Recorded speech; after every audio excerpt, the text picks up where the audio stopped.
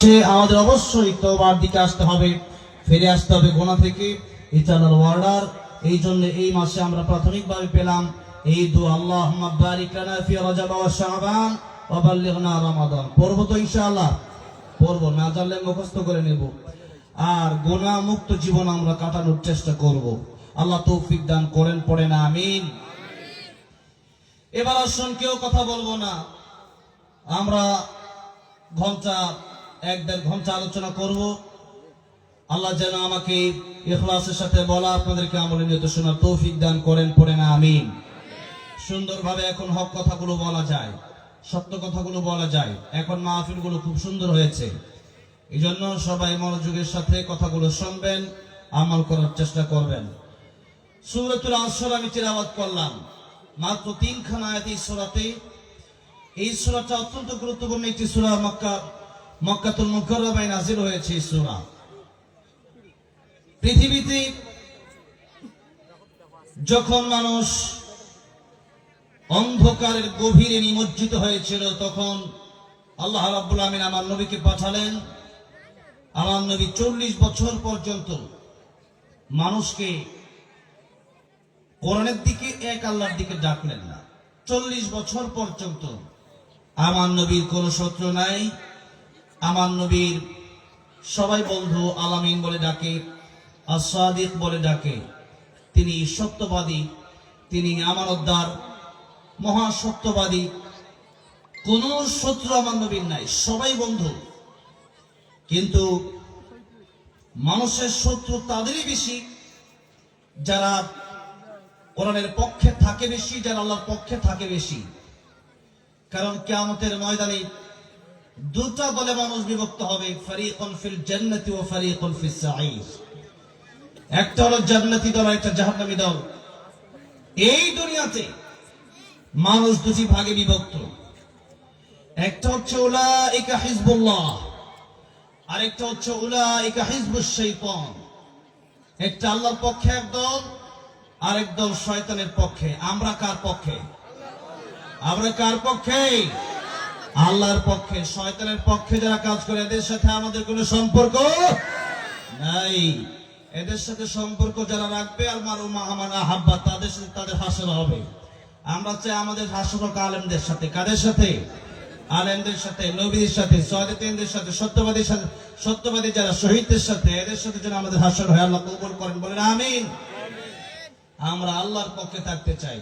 আল্লাহর পক্ষে থাকবেন, দুনিয়া আখিরাতে কল্যাণ হবে। আল্লাহর পক্ষে থাকবেন না, বিপদে পড়বেন, শান্তি আসবে না। ওমান আ'রাদা আন যিকরি ফাইন্না লাহু মাঈশাতান দানকা ওয়া নাহশুরুহু ইয়াওমাল কিয়ামাতি আমা। এই দুনিয়াতে লাঞ্ছনার শিকার হবেন, জীবন আল্লাহ সংকীর্ণ করে দেবে, আর কিয়ামতের ময়দানে আল্লাহ অন্ধ বানায় উঠাবে। এই জন্য আল্লাহর পক্ষে থাকবেন, কোরআনের পক্ষে থাকবেন।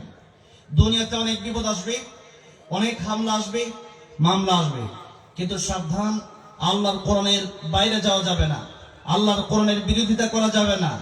আল্লাহর কোরআনের পক্ষে আমাদের থাকতে হবে, আল্লাহর কোরআনের বিরুদ্ধে কোনো স্লোগান দেওয়া যাবে না। স্লোগান হবে আল্লাহর কোরআনের পক্ষে, থাকতে হবে আল্লাহর কোরআনের পক্ষে। তাহলে আপনার জীবন হবে সুন্দর, পরকালও হবে সুন্দর। হয়তো কিছুদিনের জন্য মনে হতে পারে যে আমি হামলার শিকার হয়ে গেছি, আমি মামলার শিকার হয়ে গেছি, আমি বড় বিপদে পড়ে গেছি। কিন্তু এই বিপদে আপনি কিছুদিনের জন্য পড়লেও অনন্তকালের জন্য বিপদে তারাই পড়ে যারা আলেমদেরকে জেনে নেই, যারা আলেমদের পায়ে গরু রশি বাঁধে, এরাই সবচেয়ে বড় বিপদে পড়ে। আর আলেমরা ভালোই থাকে, আলেমরা বাঁচলেও ভালো থাকে, মরলেও আলেমরা ভালো থাকে, ঠিক না বেঠি? এই জন্য ভালো যারা, এদের প্রশংসা সব জায়গায় আছে না নাই? আল্লামা সাঈদীকে শহীদ করা হয়েছে, আল্লামা সাঈদীর প্রশংসা আজও আছে না নাই? কিন্তু জালেমের জন্য শুধু আমাদের ঘৃণা ছাড়া আর কিচ্ছু নাই, ঠিক না বেঠি? এই জন্য ভালো থাকবেন। ইন্নাল আবরারা লাফি নাঈম ওয়া ইন্নাল ফুজ্জারা লাফি জাহিম। এই জন্য আল্লাহর পক্ষে থাকবেন, কোরআনের পক্ষে থাকবেন। রাজি আছেন তো? সবাই রাজি আছেন? কোরআনের পক্ষে থাকার জন্য রাজি আছেন? কোরআনের পক্ষে থাকলে মাঝে মধ্যে জিহাদের ময়দানেও যাওয়া লাগতে পারে, আবু সাঈদ মুগদের মতো জীবন দেওয়া লাগতে পারে। দিবেন তো? রাজি আছেন? কারা কারা হাত তুলে বল দেখান। হ্যাঁ, সবাই তোলেন।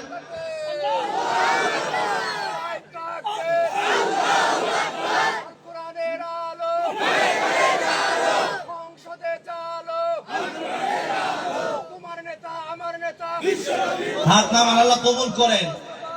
এই হচ্ছে, এটা হবে স্লোগান, এটা স্লোগান হবে। এটা আমরা এতদিন বলেছি, স্লোগান তো দিতে দেয় নাই, বলবো কিভাবে? বললে এইভাবে চেপে ধরছে মুখ, মাইক টেনে নিছে। বলবেন আল কোরআনের আলো সংসদে জালো, বলেন আল কোরআনের আলো, আল কোরআনের আলো। এটা হচ্ছে আমাদের স্লোগান। সমাজ পরিবর্তন করতে হলে, ঘর পরিবর্তন করতে হলে সংসদে কোরআনের আইন নেওয়া দরকার আছে না নাই? সংসদে কোরআনের আইন না নিতে পারলে দেশ ঠিক হবে না। কারণ যেগুলো সংসদে দাঁড়াবে ওগুলো বড় চোর হয়ে যায়। তখন ওই চোর ও বিচার, চোরের বিচার কি হবে দেশের মধ্যে? আর যখন শুরু হয়ে যাবে সংসদের আইন, যখন হয়ে যাবে চোর চুরি করলে হাত কিনে দেওয়ার আইন হয়ে গেলে, এই দেশের বড় বড় চোর গুলো যখন সাবধান হয়ে যাবে, ছোট চোর গুলো এমনি ভালো হয়ে যাবে। ঠিক না বেঠে? এই জন্য আল্লাহর কোরআন সংসদে নেওয়ার দরকার আছে না নাই? নিতে হবে সংসদে। সংসদে পার্লামেন্টে আল্লাহর কোরআন না নিতে পারলে চোর ভালো হবে না, চুরি বন্ধ হবে না, ডাকাতি বন্ধ হবে না, জেনা বন্ধ হবে না, ব্যভিচার বন্ধ হবে না, মাদক বন্ধ হবে না, সুদ বন্ধ হবে না, ঘুষ বন্ধ হবে না। এগুলোর পুঙ্খানুপুঙ্খানু বিচার যখন শুরু হয়ে যাবে দেশে, যখন দেখবে যে বাইতুল মুকাররমের সামনে সময় টিভি, এরপরে যমুনা টিভি, বিভিন্ন নিউজ নিয়ে যখন শুরু হয়ে যাবে হাত কাটা, দেখবেন পরের দিন থেকে সুররা চিন্তা করবে, আমি যদি তো হারা খাই তাহলে তো হাতটা কাটা যাবে। আর গত 16 বছর আমরা দেখছি সুর যেগুলা, এগুলো কোনো বিচার নাই। আর সুরের বিরুদ্ধে যারা বলছে এদেরই সবচেয়ে বেশি বিচার ছিল। এই জন্য দেশ নষ্ট হয়ে গিয়েছিল। আল্লাহ আমাদের দেশকে তুমি সুন্দর করে দাও, বলেন আমিন। আল্লাহ নবী, বিশ্ব নবী রাহমাতুল্লিল আলামিন 40 বছর পরে আবু জাহেল, আবু লাহাব এই পৃথিবীর কাফিরদেরকে ডেকে বললেন, ইয়া আইয়ুহান নাসু কুলু লা ইলাহা ইল্লাল্লাহু তুফলিহুন। ও পৃথিবীর মানুষেরা, বলো লা ইলাহা ইল্লাল্লাহ, এক আল্লাহ ছাড়া আর কোনো মাবুদ নাই, এক আল্লাহ ছাড়া আর কোনো ইলাহ নাই, এক আল্লাহ ছাড়া আর কোনো রব নাই, এক আল্লাহ ছাড়া কোনো বিধানদাতা নাই, এক আল্লাহ ছাড়া কোনো সৃষ্টিকর্তা নাই, এক আল্লাহ ছাড়া কোনো আইনদাতা নাই। তখন আল্লাহ নবীর বিরুদ্ধে আবু লাহাব সহ নবীর চাচারা কাফির বেঈমানের দাঁড়ায় গেল, বলল, তাব্বান লাকা লিহাযা জামাতানা, তুমি ধ্বংস হও, এই জন্য কি আমাদেরকে তুমি একসাথে ডেকেছো? মুহাম্মদ রাসূলুল্লাহ সাল্লাল্লাহু আলাইহি সাল্লামের বিরুদ্ধে কাফির বেঈমানের দাঁড়ায় গেল।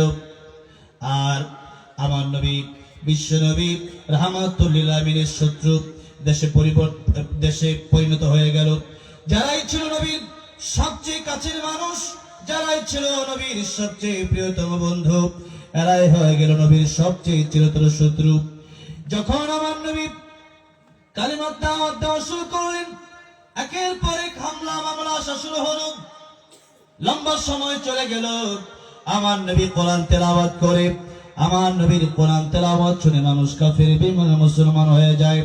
নজর ইবনে হারিস সহ ওই সময়ের কুখ্যাত কাফির বেঈমানেরা গায়ের আয়োজন করলো কোরআনের বিরুদ্ধে করার জন্য। কিন্তু গানে মানুষ একবার মজা পেল, ওইটার ফলটা চিরদিনের জন্য হয় না, চিরস্থায়ী হয় না। কিন্তু আল্লাহর কোরআন যার অন্তরে একবার প্রবেশ করতে পারে, সেই ব্যক্তি চিরদিনের জন্য ভালো হয়ে যায়, আল্লাহর প্রেমের পাগল হয়ে যায়। আমার নবীজি যখন নাকি কোরআন তেলাওয়াত করা শুরু করলো, মানুষদেরকে একে একে দাওয়াত দেওয়া শুরু করলো, তখন মানুষ কোরআনের দিকে ধাবিত হওয়া শুরু করলো। আমার নবীর কাছে যেন মানুষ না আসে, সেই জন্য আবু জাহেল, আবু লাহাব, উতবা, শাইবা, ওয়ালিদ ইবনে মুগিরা আমার নবীর বিরোধিতা করতে গিয়ে মানুষকে বলল, নবীর কাছে যাওয়া যাবে না, মুহাম্মাদের কাছে যাওয়া যাবে না সাল্লাল্লাহু আলাইহি সাল্লাম। মুহাম্মাদের কাছে গেলে মুহাম্মদ বংশ পরে তোমরা পাগল হয়ে যাবা।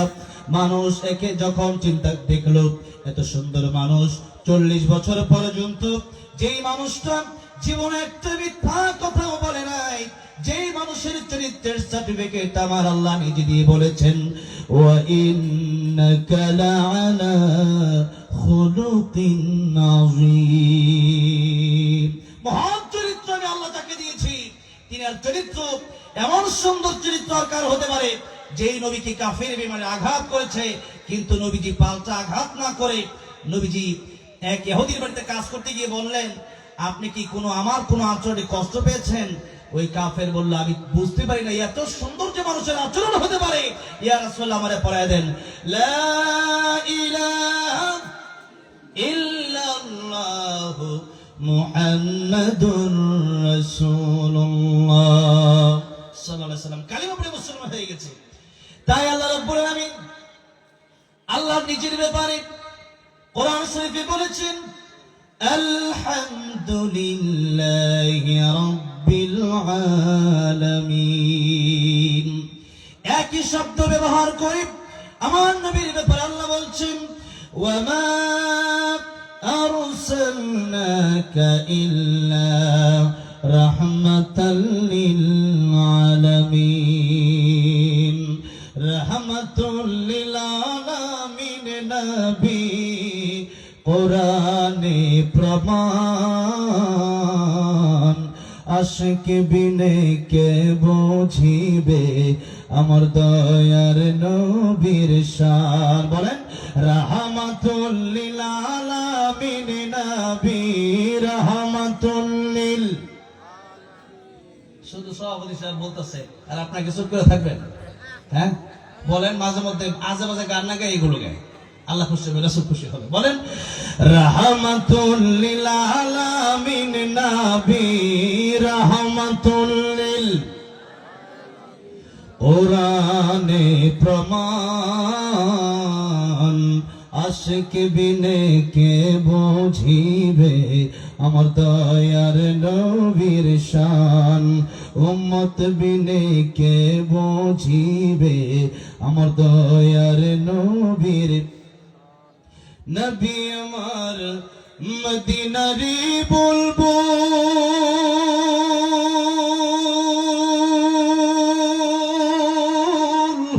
আমার আল্লাহ ভালোবেসে নামটি দিলেন হাবিবে রাসূল। আল্লাহু আকবার। ওই নবীকে ভুল বুঝিলে থাকবে না ঈমান। আশিক বিনে কে বুঝিবে আমার দয়ার নবীর শান। আমার ভাই, আমার বাবাজিরা, লক্ষ্য করতে হবে কথাগুলো।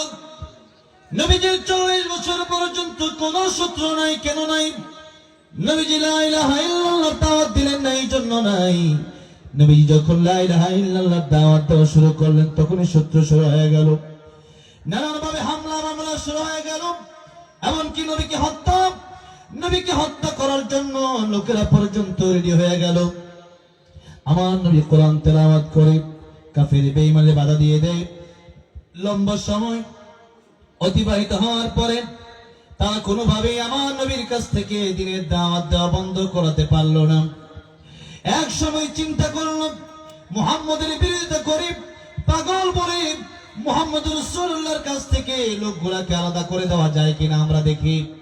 যেই মুহূর্তে আমার নবীর বিরোধিতা করার জন্য তারা বলল যে মুহাম্মদ মন্ত্র পড়ি, মুহাম্মদের কাছে যাবা না, মুহাম্মদের কাছে গেলেই তোমরা পাগল হয়ে যাবা। লোকেরা চিন্তা করলো, এতদিন পর্যন্ত দেখলাম যে এই মানুষটা ভালো, এত সুন্দর যার চেহারা, এই মানুষটা কিভাবে এখন পাগল হয়ে যায়? এতদিন পর্যন্ত সভাপতি সাহেব ভালো, এখন বললাম পাগল হয়ে গেছে, এখন সবাই আসবে দেখতে, ঠিক না ঠিক? এতদিন ভালো, এখন কিভাবে পাগল হয়ে গেছে?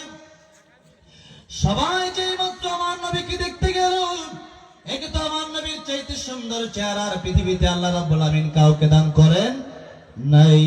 তোমার সৃষ্টি যদি হয় এত সুন্দর, না জানি তাহলে তুমি কত সুন্দর, কত সুন্দর। তোমার সৃষ্টি যদি হয় এত সুন্দর, না জানি তাহলে তুমি কত সুন্দর, কত সুন্দর। দুনিয়া সুন্দর, মানুষ সুন্দর, আসমান সুন্দর, জমিন সুন্দর, সুন্দর সুন্দর পাল্লা। জানি না কত সুন্দর তুমি আল্লাহ, জানি না কত সুন্দর তুমি আল্লাহ। সুবহানাল্লাহ পড়েন। আল্লাহ রাব্বুল আলামিন দুনিয়াতে যা কিছু বানালেন সবচেয়ে সুন্দর করে আমার নবীকে বানালেন। একে তো আমার নবীর সুন্দর চেহারা, দ্বিতীয়ত আমার নবীর কোরআন তেলাওয়াত তারা বলেছিল মন্ত্র পড়ে, মন্ত্রের মধ্যে কোনো মিল নাই। তারাও বুঝে মন্ত্র কারে বলে, তখন তো কাফেররা বুঝতো মন্ত্র হিন্দু ছিল তখনও।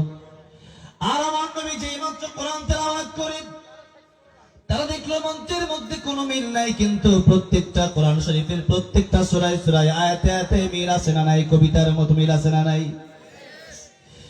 والشمس وضحاها والقمر إذا تلاها والنهار إذا جلاها والليل إذا يغشاها والسماء وما بناها والأرض وما طحاها ونفس وما سواها فألهمها فجورها وتقواها قد أفلح من زكاها وقد خاب من دساها كذبت ثمود بطغواها إذ انبعث أشقاها فقال لهم رسول الله ناقة الله وسقياها فكذبوه فعقروها فدمدم عليهم ربهم بذنبهم فسواها ولا يخاف عقباها। পুরা সূরা পড়লাম, প্রত্যেকটা আয়াতের শেষে শেষে হা হা মিল আছে না নাই?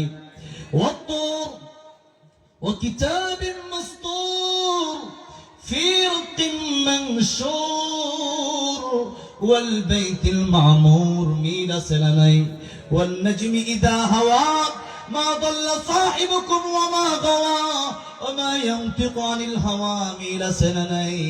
الرحمن علم القرآن خلق الإنسان علمه البيان الشمس والقمر بحسبان والنجم والشجر يسجدان والسماء رفعها ووضع الميزان ألا تطغوا في الميزان وأقيموا الوزن بالقسط ولا تخسروا الميزان ميلا سناني قل هو الله أحد الله الصمد لم يلد ولم يولد ولم يكن له كفوا أحد ميلا سناني قل أعوذ برب الناس ملك الناس إله الناس من شر الوسواس الخناس الذي يوسوس في صدور الناس من الجنة والناس। এতগুলো আয়াত পড়লাম কবিতার মতো ছন্দে ছন্দে, মিল আছে না নাই? যখন কাফির বেঈমান দেখলো আমার নবীর কোরআন তেলাওয়াতে এত মিল, তখন কাফির বেঈমানরা বুঝতে আর বাকি নাই যে এটা অবশ্যই আল্লাহর কোরআন। কাফির বেঈমান এসে বলল, ইয়া রাসূলুল্লাহ, ইয়া হাবিবাল্লাহ, দেখতে তো চাই নাই। তারা বলেছে আপনি পাগল, কিন্তু পাগল দেখতে এসে দেখলাম এত সুন্দর যার চেহারা, এত সুন্দর যার তিলাওয়াত, সে ব্যক্তি কোনোদিন পাগল হতে পারে না। আপনি আমাদেরকে পড়ায় দেন লা ইলাহা লা ইলাহা ইল্লাল্লাহু মুহাম্মাদুর রাসূলুল্লাহ সাল্লাল্লাহু আলাইহি সাল্লাম। কালিমা পড়ে কাফেররা মুসলমান হয়ে যাচ্ছে। এবার তারা চিন্তা করলো আর কোন রাস্তা বাকি নাই, সব রাস্তা দেখা শেষ হয়ে গেল। আমার নবীর কাছে গেল, গিয়ে বলল, মুহাম্মদ সাল্লাল্লাহু আলাইহি ওয়াসাল্লাম, কি চাও তুমি?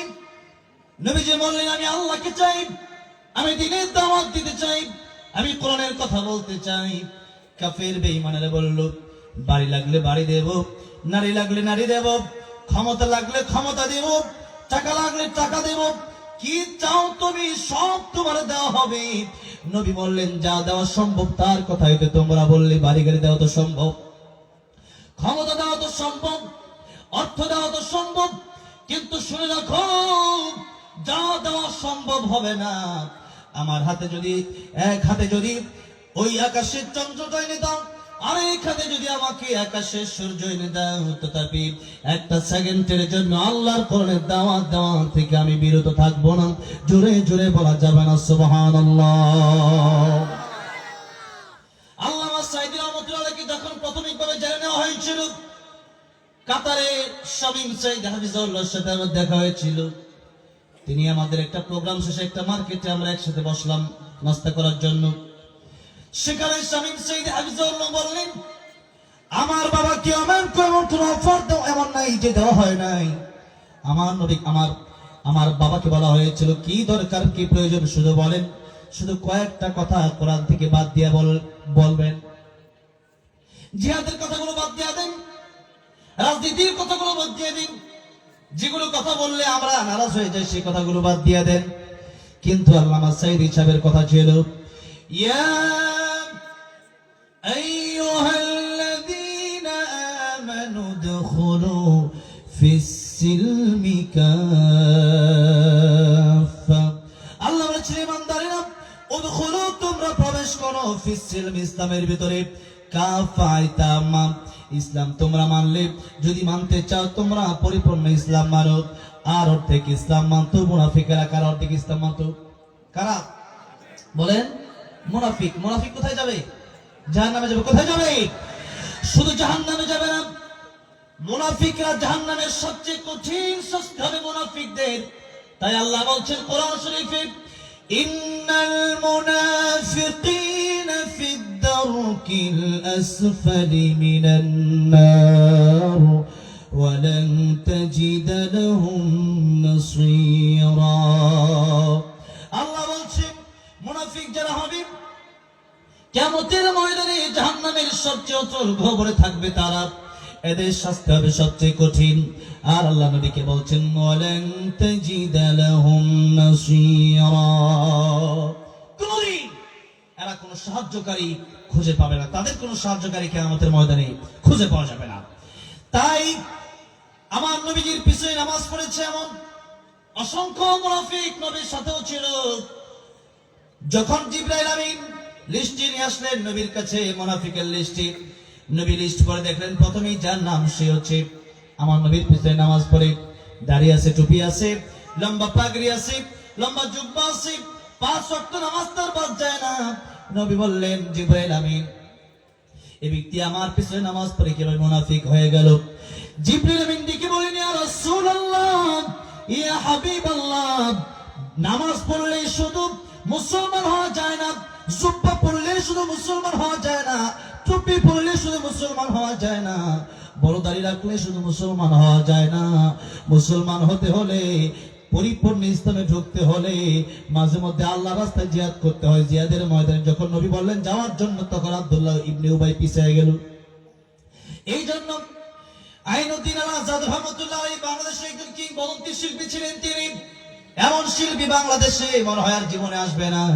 তিনি বলেছিলেন, মসজিদের কোণে বসে জিকির যত করই কষে, মসজিদের কোণে বসে জিকির যত করই কষে, এভাবে যায় না পাওয়া আল্লাহকে, এভাবে যায় না পাওয়া আল্লাহকে।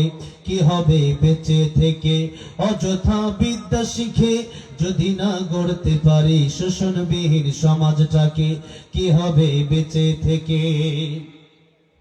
কি হবে আলিম হয়ে ইমাম সেজে সমাজেতে, পারো যদি সত্য কথা উচ্চ সুরে না বলিতে? চাকরির ভয় করো যদি ছেড়ে দাও ওই না গদি, চাকরির ভয় করো যদি ছেড়ে দাও ওই না গদি। কি হবে ধোঁকা দিয়ে আল্লাহকে? কি হবে বেঁচে থেকে? কি হবে বেঁচে থেকে? কি হবে ছাত্র সেজে চুমু খেয়ে সনদ খানা, যদি হয় বিদ্যালয়টা প্রতি তাদের আড্ডাখানা? এর চেয়ে মরাই ভালো, দেশ ছেড়ে যাওয়াই ভালো, এর চেয়ে মরাই ভালো, দেশ ছেড়ে যাওয়াই ভালো। কি হবে ধোঁকা দিয়ে বিবেকটাকে? কি হবে বেঁচে থেকে অযথা বিদ্যা শিখে, যদি না গড়তে পারি শোষণবিহীন সমাজটাকে? কি হবে বেঁচে থেকে? কথা ঠিক না? ঠিক। এই জন্য শুধু মসজিদে জিকির করলেই শুধু নামাজ পড়লে ইসলামে প্রবেশ করা হয় না। নবী বললেন জিহাদের তামান্না যার ভিতরে থাকবে না সে মুনাফিক হয়ে মরবে। এই জন্য জিহাদের তামান্না অন্তরে রাখতে হবে। জিহাদ কারে বলে তা অনেকেই বলে না, হুজুর জঙ্গিবাদী হয়ে গেছে। কেন জঙ্গিবাদী হলাম? তাও একদিন আজাদ রহমতুল্লাহ আলাইহি বলেছিলেন গানে গানে, সত্যের পক্ষে গান গাই বলে আমি বিদ্রোহী, সত্যের পথে ডাকি বলে আমি বিপ্লবী, কোরআনের কথা বলি তাই বলে আমাকে মৌলবাদী, জিহাদের কথা বলি তাই বলে আমাকে জঙ্গিবাদী। ঠিক না ঠিক? বিদ্রোহী বিপ্লবী মৌলবাদী কেন জঙ্গিবাদী? বিদ্রোহী বিপ্লবী মৌলবাদী কেন জঙ্গিবাদী? জন্মের পরে কালিয়া জান কি দেয়নি, তুমি মৌলবাদী ছাড়া হওনি, আবার মরণের পরে জানাজা পড়াবে তখন কোথায় পালিয়ে যাবি? বিদ্রোহী বিপ্লবী মৌলবাদী কেন জঙ্গিবাদী? এই জন্য আমাকে আপনাকে বুঝতে হবে জিহাদ কাকে বলে। এই দেশ রক্ষার জন্য সেনাবাহিনীর প্রয়োজন আছে, পুলিশের প্রয়োজন আছে, র্যাবের প্রয়োজন আছে, বিডিআরের প্রয়োজন আছে, অস্ত্রের প্রয়োজন আছে, কামানের প্রয়োজন আছে, রকেটের প্রয়োজন আছে, বিমানের প্রয়োজন আছে, বুলেটের প্রয়োজন আছে। সুতরাং দেশ রক্ষার জন্য যদি বুলেটের প্রয়োজন হয়, কামানের প্রয়োজন হয়, গুলির প্রয়োজন হয়, রকেটের প্রয়োজন হয়, সেনাবাহিনীর প্রয়োজন হয়, তাহলে ইসলাম রক্ষার জন্য বুলেট, গুলি, কামান, তরবারির দরকার। জোরে বলেন আছে না নাই? আমি আমার দেশকে ভালোবাসি, তবে মনে রাখতে হবে আমার কবরে যাওয়ার পরে জিজ্ঞাসা করা হবে না তুমি কি বাংলাদেশি, না তুমি পাকিস্তানি, না ইন্ডিয়ান, না সৌদি আরবের, না দুবাই, না কাতার, না কুয়েত, মালয়েশিয়া, না ইন্দোনেশিয়া, আমেরিকা, না লন্ডন। সেগুলো আপনাকে জিজ্ঞাসা করা হবে না। আপনাকে জিজ্ঞাসা করা হবে মান রাব্বুকা ওমা দীনুকা ওমান নাবিয়ুকা। এই প্রশ্নের জবাব দেওয়ার জন্য আমার দেশকে আমি ভালোবাসি, নবীও নবীর দেশকে ভালোবেসেছেন, এটাও ঈমান, ঠিক আছে। তবে মনে রাখতে হবে আমার দেশ আমার কাছে যত বড়, তার কাছে আমার কাছে তার চাইতে বড় আমার ইসলাম। কারণ আমার সবচেয়ে আপন আমার আল্লাহ, আমার সবচেয়ে আপন আমার নবী। এই কথাটাই সূরা মায়েদায় আল্লাহ রাব্বুল আলামিন স্পষ্ট করে ঘোষণা দিয়ে বলছেন, ইন্নামা ওয়ালিয়ুকুমুল্লাহু ওয়া রাসূলুহু ওয়াল্লাযীনা আমানুল্লাযীনা ইউকিমুনাস সালাতা ওয়া ইউতুনাজ যাকাতা ওয়া হুম রাকিউন। আল্লাহু আকবার। আল্লাহ ঘোষণা দিয়ে দিলেন তোমাদের সবচেয়ে প্রিয় বন্ধু কারা হবে? আল্লাহ রাব্বুল আলামিন এক নম্বর তোমাদের প্রিয় বন্ধু হবে আল্লাহ। জীবনে এক নম্বর প্রিয় বন্ধু হবে কে?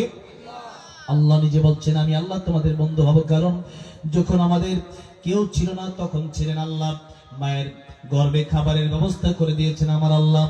আবার যখন ওই কবরে চলে যাব, ওই কবরে যাওয়ার পরে আমার সাথে আমার সম্পদ যাবে না, আমার সাথে আমার ভাই যাবে না, আমার বোন যাবে না, আমার মা যাবে না, আমার বাবা যাবে না, আমার ভাই, আমার আত্মীয় স্বজন যদিও কবরে নামবে, আমাকে যখন বাসগুলো দিয়ে যখন একটু জায়গা ফাঁকা থাকবে তখন তারা উঠে আসবে। এটাই জীবনের শেষ দেখা হয়ে যাবে, আমার সাথে তাদের দেখা হয়ে যাবে। কাফনের কাপড়ের বানটা খুলে দিয়ে মুখটা যখন এইভাবে দেখা যাবে, আর এমনি আত্মীয় স্বজনরা একটু জায়গা ফাঁকা থাকতে উঠে যাবে। ওই কবরে যাওয়ার পরেও আল্লাহ ছাড়া আমাদের বন্ধু বলতে আর কেউ থাকবে না। সুতরাং কিয়ামতের ময়দানে ওই বিপদের দিনেও আল্লাহ বলছেন, يوم يفر المرء من أخيه وأمه وأبيه وصاحبته وبنيه।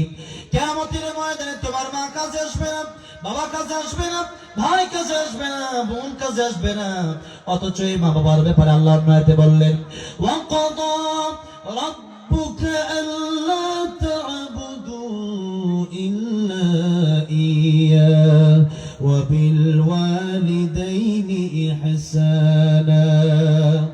আল্লাহর ইবাদতের পরে আল্লাহ রাব্বুল আলামিন মা বাবার খেদমত করতে বললেন। নবী বললেন মায়ের দিকে একবার তাকাও, বাপের দিকে একবার তাকাও, নেক নজর দিয়ে বাপের দিকে আর মার দিকে এক একবার করে তাকালে আল্লাহ রাব্বুল আমিন এক একটা কবুল হজের সওয়াব তোমাদের আমলনামায় দান করে দিবেন। জোরে বলেন সুবহানাল্লাহ। এত আস্তে বলছেন আপনারা। হজ করা কি সহজ না কঠিন? বলেন কঠিন। আমি এই বছর হজে যাব, প্রতি বছর ওমরা যাই, এই বছর হজে যাওয়ার নিয়ত করে চলো কবুল করবো না আমি। তো হজে আমি যে যাব, হজে যেতে তো মোটামুটি 5-6 লাখ টাকার প্রয়োজন মিনিমাম, ঠিক না? 5-6 লাখ টাকা দরকার। আর হজে যাওয়া তেমন একটা ইবাদত জানেন যে ব্যাপারে রাসূল সাল্লাল্লাহু আলাইহি ওয়াসাল্লাম বলেছেন, হাজ্জু ওয়াল আরজু, হজ হলো একটি কষ্ট করে ইবাদত, কষ্ট করতে হবে। ইসলামের যে ইবাদত গুলো আছে, যেমন এটা আর্থিক হতে পারে, দৈহিক হতে পারে। যেমন নামাজ হচ্ছে দৈহিক ইবাদত, এটা টাকা দেওয়া হয় না। টাকা থাকলেও নামাজ পড়তে হবে, টাকা না থাকলেও নামাজ পড়তে হবে। সুস্থ থাকলে নামাজ পড়তে হবে, অসুস্থ থাকলে নামাজ পড়তে হবে। দাঁড়ায় পারেন না, বসে পারেন না, শুয়ে পারেন না, ইশারায় পড়ে। আপনার জ্ঞান থাকলে নামাজ পড়তে হবে। এখন আপনি একজন পাশের বাসার লোক নামাজ প্রতিদিন পড়ে, আপনি তারে বললেন তোমাকে 10,000 টাকা দিলাম, তুমি প্রতিদিন পুরো মাসের না ফজর নামাজটা তুমি আমার পড়ে দিও। ফজরের সময় একটু কষ্ট বেশি আর কি, আসল মুসল্লি পাওয়া যায় ফজরের সময়, ঠিক না বেঠে? এখন 10,000 টাকা দিল, সে নামাজ পড়লো না, তার নামাজ আরেকজন পড়ে দিলে কি নামাজ হবে? নামাজ হবে। এটা দৈহিক ইবাদত, নিজের দেহের মাধ্যমে করতে হবে। আরেকটা আর্থিক ইবাদত, যেমন যাকাত। যাকাত 10,000 টাকা আপনার মনে করেন আসছে এক বছর 10,000, এটাই ধরেন। এখন 10,000 টাকা যাকাত না দিয়ে আপনি 10 টাকা নামাজ পড়লেন, কি যাকাত আদায় হবে? যাকাতের টাকা আপনাকে আর্থিকভাবে আদায় করতে হবে। আর হজ এমন একটা ইবাদত, অর্থও লাগে, দেহও লাগে, টাকাও লাগে, যেতেও হয়। নিজের দেহ দিয়ে আপনাকে যেতে হবে। প্রথমে 5-6 লাখ টাকা জমা দিতে হবে, পাসপোর্ট করতে হবে, ভিসা করতে হবে, টিকিট করতে হবে, ফ্লাইটে উঠতে হবে, লম্বা জার্নি করতে হবে। এরপর সেখানে গিয়ে তাওয়াফ করতে হবে, সাই করতে হবে, মিনায় যেতে হবে, মুজদালিফায় যেতে হবে, আরাফার ময়দানে যেতে হবে, কুরবানি করতে হবে, অনেক কাজ। এত কাজ করার পরে হজ কবুল হলো কিনা জানি আমরা? জানি না। আর হজ করা যায় বছরে একবার। কয়বার? একবার। কারণ আমি যদি রজব মাসে হজে চলে যাই, হজ হবে না, ওটা উমরা হয়ে যাবে। কি হবে? উমরা হবে, হজ হবে। এখন কি হজ করা সম্ভব? এটা জিলহজ মাসে করতে হবে। মাসের সাথে আল্লাহর ইবাদতের অনেক সম্পর্ক রয়েছে। এই আলোচনা আমি দিনাজপুর কয়েক জায়গায় করেছি, তো এই জন্য এটা আপনারা শুনে নেবেন। মাস ভিত্তিক আলোচনাগুলো আছে। তো এই যে মাসের সাথে ইবাদতের সম্পর্ক, জিলহজ মাসে হজ করতে হবে। এখন গেলেও সম্ভব না হজ করা, বছরে একবার করা যায়। আবার কবুল হলো কিনা জানি না। আর মা বাবার দিকে দৈনিক কতবার তাকানো যায়? বলেন কতবার তাকানো যায়? যতবার ইচ্ছা ততবার তাকানো যায়। দৈনিক মেলাবার তাকানো যায়, অসংখ্যবার তাকানো যায়। তা বললাম কয়েকদিন আগে এক জায়গায় বললো হুজুর মেলাবার তাকানো যায়। তো মা আর বাপের দিকে তাকালে কবুল হজের সব, এটা অনেকেই জানে, অনেকেই মনে যায় না। কিন্তু মার বাবার দিকে তাকালে কবুল হজের সব হয়। এই যে একটা ওয়াজ করছি, এটা পকেটে বেরো রাখবে এখন, ঠিক না? ঠিক বলেন। মা বাবার দিকে তাকানো দরকার আছে না নাই? কেমনে তাকাবেন? আমরা চাই থাকবে নাকি? তো মা বাপকে খুশি করতে হবে, যেভাবে খুশি হয় সেভাবে খুশি করার দরকার আছে না নাই? আচ্ছা, মা বাপকে খুশি হবে, আল্লাহ খুশি হবে, এটা হক, এটা ইবাদত। কিন্তু কিয়ামতের ময়দানে আল্লাহ বলছেন, এত সম্মান যে মা বাবাকে দিলাম, সেই মা বাবা একটা নেকির জন্য পিছু হটতে পারে, তোমাকে অস্বীকার করতে পারে। কে বলেছেন? কে বলেছেন? আল্লাহ বলেছেন। তাই আল্লাহ বলছেন তোমার প্রথম বন্ধু আমি আল্লাহ। যে আল্লাহকে চিনবে সে মা চিনবে, বাবা চিনবে, ভাই চিনবে, বোন চিনবে, আত্মীয় স্বজন চিনবে, পরিবার চিনবে, সমাজ চিনবে, রাষ্ট্র চিনবে। আর আল্লাহকে যে চিনবে না, রাষ্ট্র চিনবে, সমাজ চিনবে না, জনগণের টাকা নিয়ে দিল্লি পালাবে। আল্লাহকে চিনতে হবে। নেতা তারে বানান যে নামাজ পড়ে, নেতা তারে বানান যে কোরআন পড়তে পারে, নেতা তারে বানান যে মানুষের হক বুঝে, যে মানুষের হক না দিলে পরে আমাকে জাহান্নাম যেতে হবে, বান্দার হক আমার আল্লাহ মাফ করে না, বান্দার হক বান্দাকে মাফ করতে হবে, তার পায়ে ধরে ক্ষমা চাইতে হবে। এই কথা যেই নেতা বুঝবেন, যেই নেতা জনগণের পা ধরার অভ্যাস থাকবে, যেই নেতা কোরআন পড়তে পারবে, যেই নেতা সমাজ চালাবে আল্লাহর কোরআন দিয়ে, সেই নেতাকে আমরা নেতা হিসেবে দেখতে চাই। ঠিক না ঠিক? গাঁজাখোর, ইয়াবাখোর, মদখোর, নেশাখোর, নারীখোর কোন নেতা আমরা দেশে দেখতে চাই না। রাজি আছেন না নাই? কারা কারা দেশের হাত ধরে দেখা।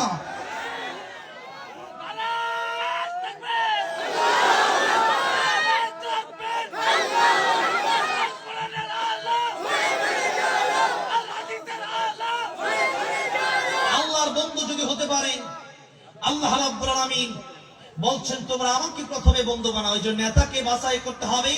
যে নেতা আমার আল্লাহকে চিনল, সে নেতা অবশ্যই আমারে চিনবে। সে নেতা মনে মনে ভাববে যে আমি আমার বন্ধু তো আমার আল্লাহ। কিয়ামতের ময়দানে আল্লাহর কাছে তো আমার হিসাব দিতে হবে। কিয়ামতের ময়দান তো একটা আছে, এই কথা তার অন্তরে বাজবে। এই কথা যদি তার অন্তরে থাকে যে একদিন আল্লাহর কাছে আমার হিসাব দিতে হবে, তাহলে সে ব্যক্তি গুনাহ করতে পারে না। সে ব্যক্তি চিন্তা করবে আমার আল্লাহ তো আমার দেখছে। কেউ যেটা দেখে না, দেখে কি আল্লাহ। আমি তার লোক, আমি জনগণের টাকা 5 কোটি থেকে 2 কোটি মেরে দেবো, তা আমার আল্লাহ তো ঠিকই দেখবে। এই চিন্তার একটা মাত্র চিন্তা তো ঘুমাতেই দিবে না। আমিরুল মুমিনিন ওমর রাদিয়াল্লাহু আনহু তিনি ঘুরতেন সমাজে সমাজে, রাতের বেলায় তিনি না ঘুমায় ঘুরতেন, দেখতেন জনগণের অবস্থা কি হয়। আর সাধারণ মানুষের মতো থাকতেন। জনগণেরও কাপড় একটা করে, ওনারও কাপড় একটাই। সুবহানাল্লাহ। একজন জুমার খুতবা দিবে, 2টা কাপড় পরছে। লোকেরা জিজ্ঞাসা করলো 2টা কাপড় আজকে আপনার কেমনে হলো? বললো যে একটা আমার সন্তানের, একটা আমার। সুবহানাল্লাহ বলেন। কি আমি কি প্রেসিডেন্ট ছিলেন? অর্ধজাহানের খলিফা যিনি, অর্ধজাহানের বাদশা যিনি। এই জন্য আল্লাহ আমাদের দেশে তুমি একটা উমর পাঠায় দাও, বলেন আমিন। জোরে বলেন আমিন। এই জন্য আল্লাহ বলছেন বন্ধু হবে তোমার সর্বপ্রথম আমি বন্ধু, আমি আল্লাহ হব।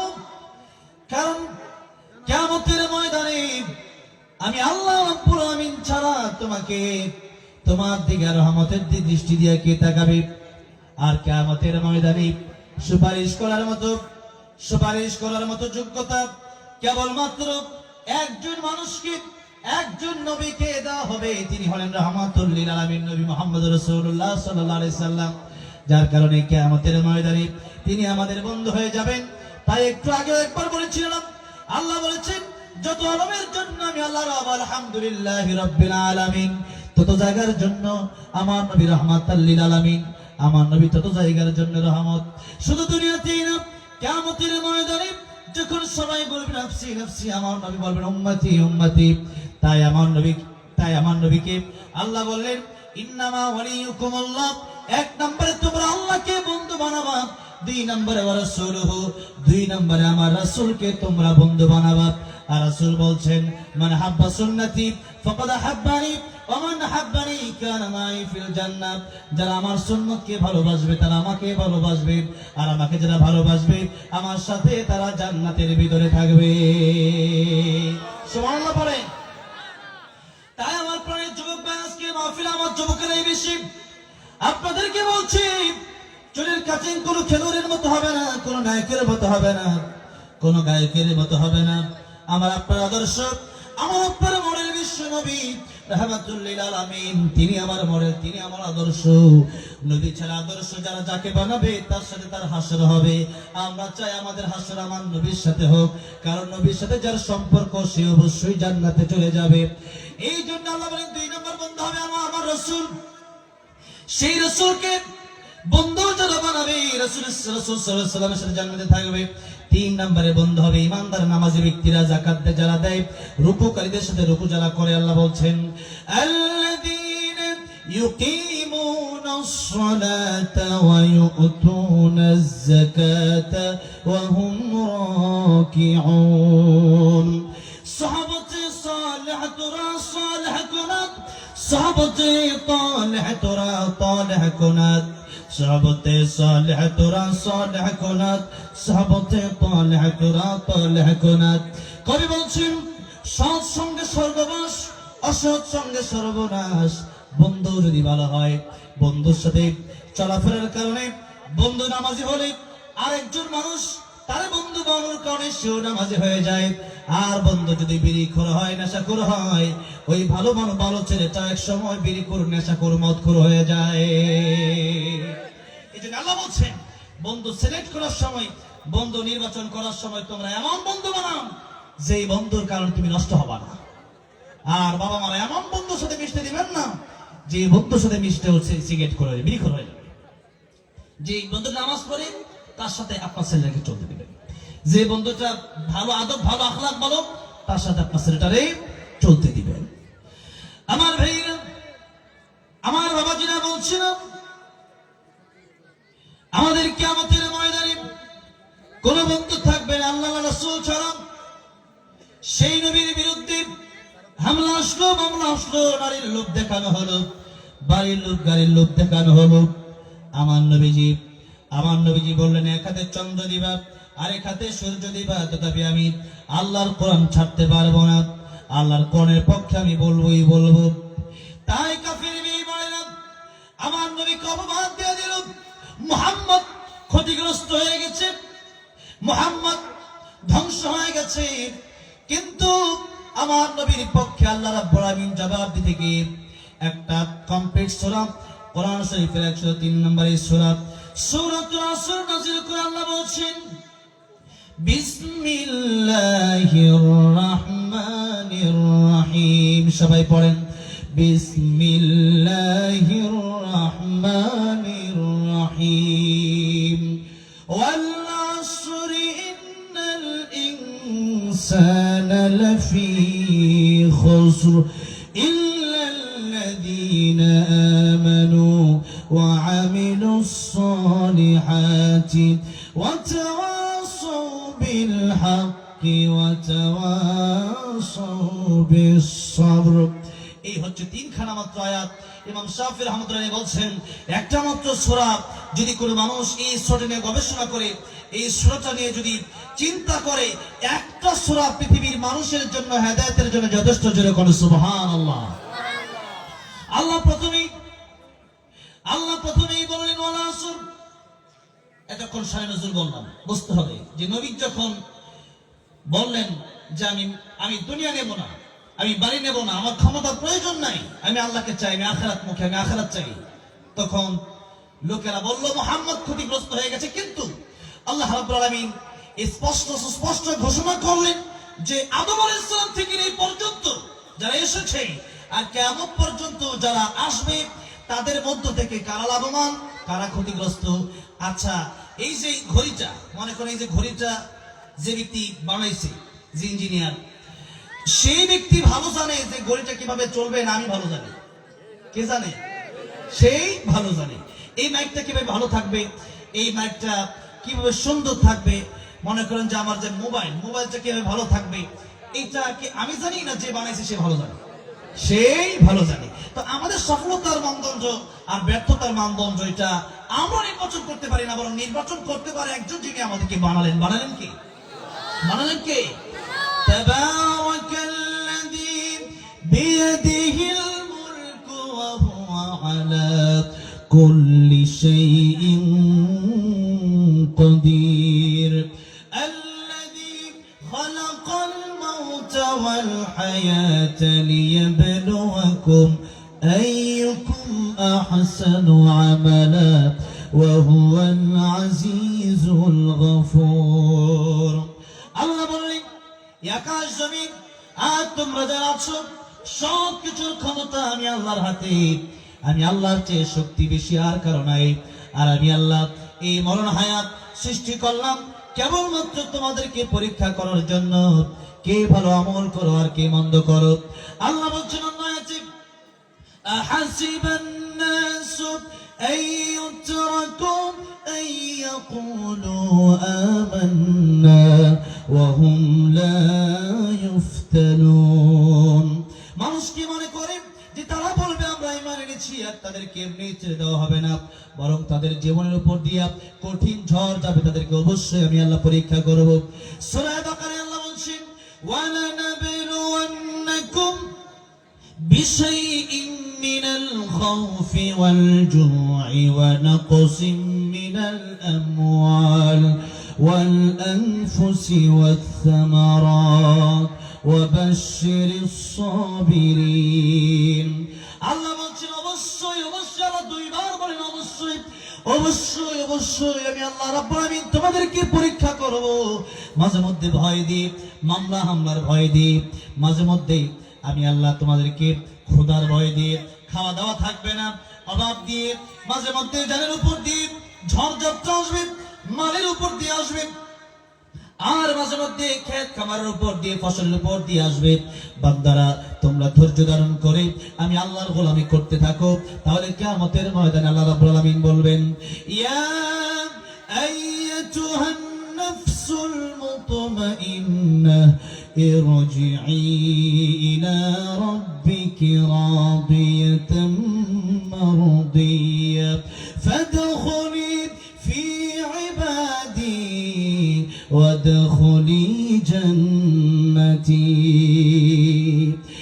আমার গোলাম হয়ে যাবে, তাদেরকে ডেকে ডেকে আমি আল্লাহ রাব্বুল আমিন কিয়ামতের ময়দানে জান্নাত দিয়ে দেব। আর জান্নাতে যারা যাবে সেই জান্নাত হবে অনন্তকালের জন্য, কোনোদিন শেষ হবে না। আল্লাহ বলছেন, ইন্নাল্লাযীনা আমানু ওয়া আমিলুস সালিহাতি কানাত লাহুম জান্নাতুল ফিরদাউসি নুজুলা খালিদিনা ফিহা লা ইয়াবগুনা আনহা হিওয়ালা। ঈমানে কামাল নিয়ে ওই জান্নাতে যারা যাবে, অনন্তকালের জন্য যারা যাবে, তাদেরকে আমি আল্লাহ রাব্বুল আমিন চিরজীবন যুবক বানায় রাখবো। তাদেরকে কমপক্ষে 70টা করে হুর দেওয়া হবে। জীবনে কোনোদিন যৌবন ফুরাবে না, কোনোদিন হায়াত ফুরাবে না। তাই আল্লাহ নবী বলছেন, আল কাইসু মান দানা নাফসাহু ওয়া আমিলা লিমা বাদাল মাউত। ও দুনিয়ার মানুষেরা, প্রকৃতপক্ষে জ্ঞানী ওই ব্যক্তি যে ব্যক্তি তার নিজের চিন্তা করলো আর কিয়ামতের ময়দানে হিসাব দেওয়ার জন্য সে রেডি হলো, আর কিয়ামতের ময়দানের জন্য সে কিছু পরকাম্য মরণের পর জন্য সে কিছু আমল দুনিয়াতে করে নিল। সে পরকালের চিন্তা যারা করবে, নবী বলছেন এরাই হলো প্রকৃত আকলমান, প্রকৃত জ্ঞানী। আর যারা শুধুমাত্র দুনিয়া দুনিয়া করবে, তারা হচ্ছে দুনিয়ার সবচেয়ে বোকা। আর এই দুনিয়ার হায়াত একেবারেই অল্প, আজ নয় কাল আমাকে আপনাকে চলে যেতে হবে। এই মাহফিল কমিটিতে যারা যুবকেরা ছিল, একটা ছেলে কয়েকদিন আগে রোড অ্যাক্সিডেন্ট হয়ে চলে গেল। অনেক নামে যে ছেলেটা চলে গেল, আল্লাহ তার কবরকে তুমি জান্নাতের বাগান বানায় দিও, জোরে বলেন আমিন। আমার খুব কষ্ট হয়েছে তার জন্য। এরকম এই বছরই বগুড়া একটা প্রোগ্রামে গেলাম, আমার শুনতে আসলো, লোকটা আবার আওয়াজ আর শুনতে পারলো না, তার আগেই পৃথিবী থেকে বিদায় হয়ে গেল। আমরা কেউ জানি না কার মরণ কোন দিন চলে আসবে। আল্লাহ বলছেন, ইদা জাআ আজালুহুম লা ইস্তাখিরুনা সাআতাহু ওয়া লা ইস্তাকদিমুন। মরণের সময় যখন হয়ে যাবে, একটা সেকেন্ড আগেও হবে না, একটা সেকেন্ড পরেও হবে না। নির্দিষ্ট সময় মালাকুল মউত চলে যাবে, আর এই পৃথিবী থেকে অবশ্যই সবার বিদায় নিতে হবে। আল্লাহ রাব্বুল আলামিন বলছেন, কুল্লু মান আলাইহা ফান ওয়া ইয়াবকা ওয়াজহু রাব্বিকা যুল জালালি ওয়াল ইকরাম ফাবিআইয়ি আলাই রাব্বিকুমা তুকাযযিবান। এই পৃথিবীতে যা কিছু আছে সবই ধ্বংসশীল, কেবলমাত্র সম্মান এবং মর্যাদার অধিকারী আল্লাহ রাব্বুল আমিন বেঁচে থাকবেন। তাই মালাকুল মাউত আজরাইল, যে মালাকুল মাউত আমাদের জান কবজ করে, সেই মালাকুল মাউতের মৃত্যুবরণ করা লাগবে। পৃথিবীর সব মানুষ যখন শেষ হয়ে যাবে, পৃথিবীর সব প্রাণীকুল যখন ধ্বংস হয়ে যাবে, তখন আল্লাহ বলবেন, মালাকুল মাউত মুতিয়া মালাকাল মাউত, ও মালাকুল মাউত তুমি মরে যাও। মালাকুল মাউত এমন জোরে একটা চিৎকার দিবে সেদিন, এই চিৎকার যদি দুনিয়ার কোনো মানুষ শুনতো, দুনিয়ার কোনো প্রাণী শুনতো, একটা মানুষ একটা প্রাণী সেদিন আর বাঁচতে পারতো না। আর এই দুনিয়াতে আল্লাহর পরে যার সম্মান, যার মর্যাদা, সেই নবীর কাছে মালাকুল মউত আসার আগে তিনবার অনুমতি নিলেন। মালাকুল মউত দরজার বাইরে থেকে একবার বললেন, আসসালামু আলাইকা ইয়া রাসূলুল্লাহ। নবীজি ঘরে ঢোকার জন্য পারমিশন চাই। আমার নবী বলেন, ফাতেমা তাকায় দেখো, ঘরের বাইরে থেকে কে যেন ঢোকার জন্য পারমিশন চাই, প্রবেশের জন্য অনুমতি চাই। ফাতেমা রাদিয়াল্লাহু আনহা দেখলেন ঘরের বাইরে এমন লোক দাঁড়িয়ে আছে, মক্কা নগরীর মানুষের সাথে যার কোনো মিল নাই, মদিনার মানুষের সাথে যার কোনো মিল নাই। ফাতেমা ডেকে বললেন, ও আমার বাবা, এমন কোন মানুষ আমি পৃথিবীতে আজ পর্যন্ত দেখি নাই, যার মাথা আকাশে, যার পা দুটো জমিনে। নবীজি বললেন, এটা মালাকুল মাউত। মালাকুল মাউত প্রবেশ করলো, আবার অনুমতি নিলেন। নবী বললেন, হাত্তা ইয়াতিয়ানি জিবরাইল, জিবরাইল আসার আগ পর্যন্ত তুমি অপেক্ষা করো। জিবরাইল আসলেন, লম্বা চড়া ঘটনা, সেদিকে যেতে হলে অনেক সময় চলে যাবে। জিবরাইল আসলেন, অনেক কথা হলো নবীর নিজের ব্যাপারে, উম্মতের ব্যাপারে। এরপরে অবশেষে আরেকবার অনুমতি নিলেন, তিনবার অনুমতি নিয়ে নবীজির জান কবজ করলেন মালাকুল মাউত আজরাইল। আর সেই নবী রাহমাতুল লিল আলামিন নবী বলছেন, ও আমার সাহাবীরা শোনো, আমার উম্মতেরা শোনো, আমি তো আল্লাহর উপরে সবচেয়ে মর্যাদামী নবী। সেই নবী বলছেন, নামাজের পরে ডান দিকে সালাম ফিরায়া বাম দিকে আমি মাথা ঘুরে সালাম ফিরাবো, এই গ্যারান্টি আমি নবী নিজেও দিতে পারবো না। নবীজি যেখানে নিজের জীবনের গ্যারান্টি দিতে পারেন নাই, সেখানে আমরা কোনোভাবে জীবনের গ্যারান্টি দিতে পারি না। কথা বলেন ঠিক না বেঠিক?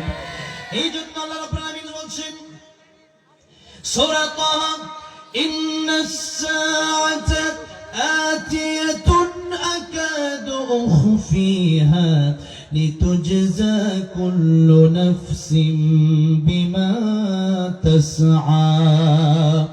আল্লাহ বলছেন কিয়ামত কায়েম হবে। এই সার ব্যাখ্যায় এই আলোচনা থেকে আমি এতে গেলাম কেন? আর নবী সার ব্যাখ্যায় বলেছেন মান মাতা ফাকাদ কামাত কিয়ামাতুহু, যার যখন মরণ হয়ে যায় তার তখনই কিয়ামত শুরু হয়ে যায়। এই জন্য কিয়ামতকে দুই ভাগে ভাগ করা হয়েছে। একটাকে বলা হয়েছে কিয়ামতে কুবরা, যেটা तमाम পৃথিবী ধ্বংস হয়ে যাবে। আরেকটাকে বলা হয়েছে কিয়ামতে সুগরা, যেটাকে বলা হয়েছে ব্যক্তিগত কিয়ামত, যেদিন থেকে আমার আপনার ব্যক্তিগত হিসাব কবর থেকে শুরু হয়ে যাবে। এই জন্য আল্লাহ বলেন আকাদু উখফিহা, এটা আমি আল্লাহ গোপন রেখে দিলাম, কাউকে জানালাম না। কার মরণ কোন দিন হবে এটা আমি আল্লাহ রাব্বুল আলামিন কাউকে জানালাম না। সুতরাং আল্লাহ বোঝাতে চাচ্ছেন যে মানুষেরা 24 ঘন্টা তোমরা মৃত্যুর প্রস্তুতি নিয়ে থাকবা। আগামী রমজানে ভালো হয়ে যাব, আগামী সপ্তাহে ভালো হয়ে যাব, বিয়ের পরে ভালো হয়ে যাব, এরকম গ্যারান্টি আমাদেরকে কেউ দেয় নাই। যেখানে নবী নিজে বলছেন আমি ডান দিকে সালাম ফিরাবো, বাম দিকে সালাম ফিরাবো, এই গ্যারান্টি আমার নাই, সেখানে আমরা গ্যারান্টি দিব? এটা তো প্রশ্নই আসে না। এই জন্য আমাদের প্রস্তুতি নিতে হবে, মৃত্যুর প্রস্তুতি, প্রস্তুতি নিতে হবে কিয়ামতের ময়দানের প্রস্তুতি। এই দিন নয়, আরো দিন আছে। এই দিন নিয়ে যাবে সেই দিনের কাছে, সেটা হলো কিয়ামতের ময়দান। তাই আল্লাহ রাব্বুল আলামিন সূরাতুল আসরে কোন ব্যক্তি কিভাবে সফল হবে তা আল্লাহ বলে দিয়েছেন। এক আয়াতের ভিতরে আল্লাহ রাব্বুল আলামিন বলেছেন ফামান যুহজিহা আনিন নারি ওয়া উদখিলাল জান্নাতা ফাকাদ ফাজ ওয়া মাল হায়াতুদ দুনিয়া ইল্লা মাতাউল গুরুর। প্রকৃতপক্ষে যারা সফল কাম মনে করে নিজেকে বাড়ি গাড়ি আনিপি, আল্লাহ বলছেন তারা তো সফল কাম নয়, তারাই হচ্ছে প্রকৃতপক্ষে সফল কাম, যারা জাহান্নামের আগুন থেকে বেঁচে চিরতরে আল্লাহর তরে জান্নাতে চলে যাবে। আর দুনিয়াকে আল্লাহ বলছেন ওয়ামাল হায়াতুদ দুনিয়া ইল্লা মাতাউল গুরুর। দুনিয়ার উপর আল্লাহ কি বলছেন? আল্লাহ বলছেন এই দুনিয়া ধোঁকা ছাড়া কিছুই না। এই দুনিয়াতে যা কিছু আছে, নবী বললেন তোমাদের তিনটা ভাই, একটা ভাইয়ের নাম তো ধন সম্পদ, আরেকটা ভাইয়ের নাম আত্মীয় স্বজন, আরেকটা ভাইয়ের নাম তোমাদের নেক আমল। এই ধন সম্পদ মৃত্যুর সাথে সাথে আলাদা হয়ে যাবে, আর আত্মীয় স্বজন কবরে যাওয়ার সাথে সাথে আলাদা হয়ে যাবে। কিন্তু যেই নেক আমল তুমি করবা, নামাজ পড়বা, রোজা রাখবা, হালাল খাবা, আল্লাহর নামে জিকির করবা, কোরআন তেলাওয়াত করবা, কোরআন শরীফ জানবা, পড়বা, মসজিদে মাদ্রাসায় দান করবা, ঈমান নেক আমল নিয়ে যেতে পারলে এটাই তোমার সাথে জান্নাত পর্যন্ত যাবে। তাই এই নেক আমল হচ্ছে আমাদের পাথে, এটা আমাদেরকে কবরে নিয়ে যেতেই হবে, অন্য কিছু আমাদের সাথে কবরে যাবে না। কারণ কাপড়ের কোনো পকেট নাই, আর কোন জীবিত আত্মীয় স্বজন মৃত আত্মীয় স্বজনের সাথে কবরে যায় না। সুতরাং আমাদের নিজেদের কবরের প্রস্তুতি আমাদের নিতে হবে, হাসরের প্রস্তুতি আমাদের নিতে হবে। আমার ভাইরা, আমার বাবাজিরা, তাই আল্লাহ এই সময়ের গুরুত্ব দিয়ে বলছেন আল্লাহ আসর, সময়ের কসম আল্লাহ পাক খেলেন, সময়ের কসম খেয়ে কারা লাভবান হলো আর কারা ক্ষতিগ্রস্ত হয়ে গেল, আগামীতে কারা লাভবান হবে আর কারা ক্ষতিগ্রস্ত হয়ে যাবে তা আল্লাহ রাব্বুল আলামিন বললেন। প্রথমে আল্লাহ বলেন ওয়াল আসর, আসর মানে সময়, আসর মানে ইতিহাস, আসর মানে মহাকাল। এই মহাকাল এই পৃথিবীর শুরু থেকে শেষ পর্যন্ত। আর এই সময়ের কসম আল্লাহ রাব্বুল আলামিন কেটে, আমরা তো কসম কাটি আল্লাহর, আমরা কসম কাটি কার? আমরা কার কসম কাটি? আমরা তার কসম কাটবো যার চেয়ে বড় আর কেউ নাই। সবচেয়ে বড় কে? সবচেয়ে বড় কে? এই জন্য আমাদের সবচেয়ে বড় স্লোগান হচ্ছে নারায়ে তাকবীর, আল্লাহু আকবার, নারায়ে তাকবীর। এত আস্তে বলেন কেন? নারায়ে তাকবীর। এই জন্য এটা হচ্ছে আমাদের স্লোগান। যারা এই স্লোগানের বিরুদ্ধে করবে, যেখানে স্লোগান নাই সেই দলের সাথে আমাদের কোনো সম্পর্ক নাই। আমাদের প্রথম স্লোগান হবে আল্লাহু আকবারের স্লোগান, কারণ আল্লাহর চাইতে বড় আর কেউ নাই।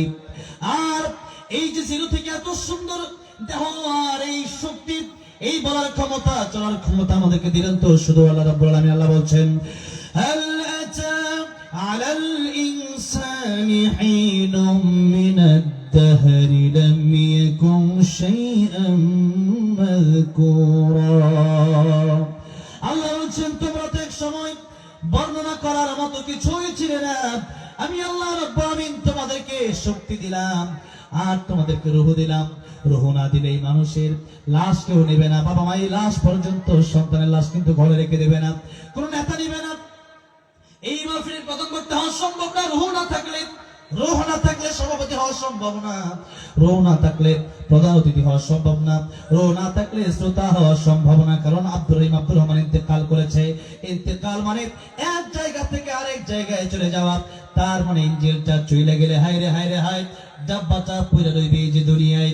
ইঞ্জিন যেদিন চলে যাবে ডাব্বার কোনো মূল্য নাই। সেদিন ডাব্বার কেউ ঘরে সাজায়া রাখবে না। নিজের বাড়িতে নিজের আপনজনেরা সেদিন আর জায়গা দেবে না। কথা ঠিক না বেঠে?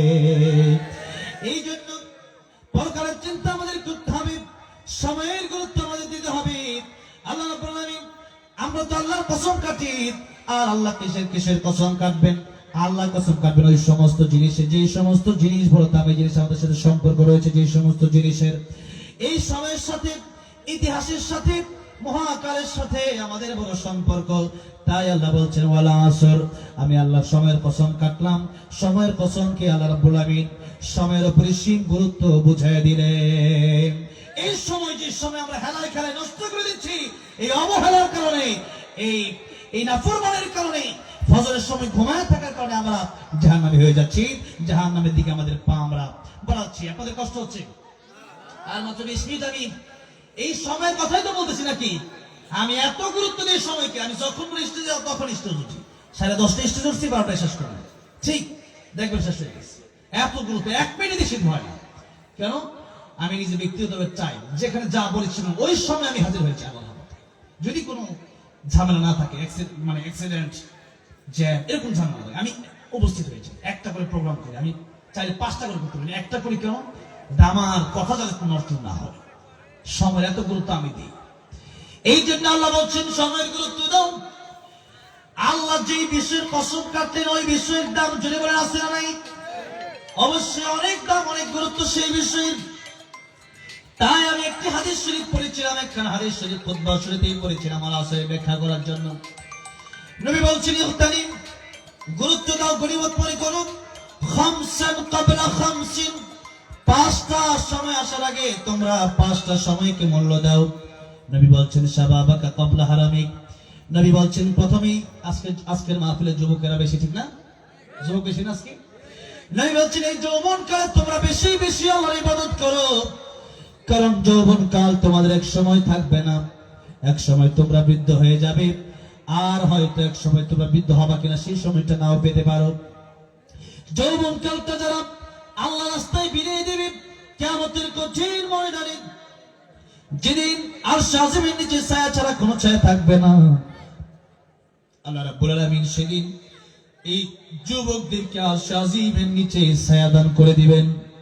যৌবন বয়সে ইবাদত করতে পারলে, বৃদ্ধকালে ইবাদত না করতে পারলে আল্লাহ ইবাদতের সওয়াব দিয়ে দিবেন, আল্লাহ পুরস্কার হিসেবে দিয়ে দিবেন। এই জন্য যৌবনকালে আমাদের ইবাদত করতে হবে। এই বয়সে শক্তি আছে, এটা আল্লাহ আমাদেরকে দিন ইবাদত করার জন্য। 2 নম্বর নবী বলেছেন, সিহাতিকা ক্বাবলা সাকামিক। ও পৃথিবীর আমার উম্মতেরা, আমার পৃথিবীর মানুষেরা, সুস্থ থাকা অবস্থায় অসুস্থ হওয়ার আগে তোমরা এই সময়কে গনিমত মনে করো। কারণ অসুস্থ হয়ে গেলে আল্লাহর ইবাদত করা কঠিন হয়ে যায়। খাওয়া দাওয়া ভালো লাগে না, ইবাদত করতে ভালো লাগে না। হসপিটালের বেডে যে ব্যক্তি যায় সে বোঝে সুস্থতা করো কত বড় নিয়ামত, ঠিক না বেঠিক? 3 নম্বরে নবী বলেন, গিনাকা ক্বাবলা ফাকারিক। টাকা পয়সা যদি থাকে, এই টাকার মালিক তো আমি আল্লাহ রাব্বুল আলামিন বানালাম। এই টাকা পয়সা আল্লাহর রাস্তায় আল্লাহ খরচ করার জন্য বলেছেন। আর নবী বলছেন, গিনাকা ক্বাবলা ফাকারিক, সকালবেলার ধনী তুমি, ফকির সন্ধ্যাবেলা।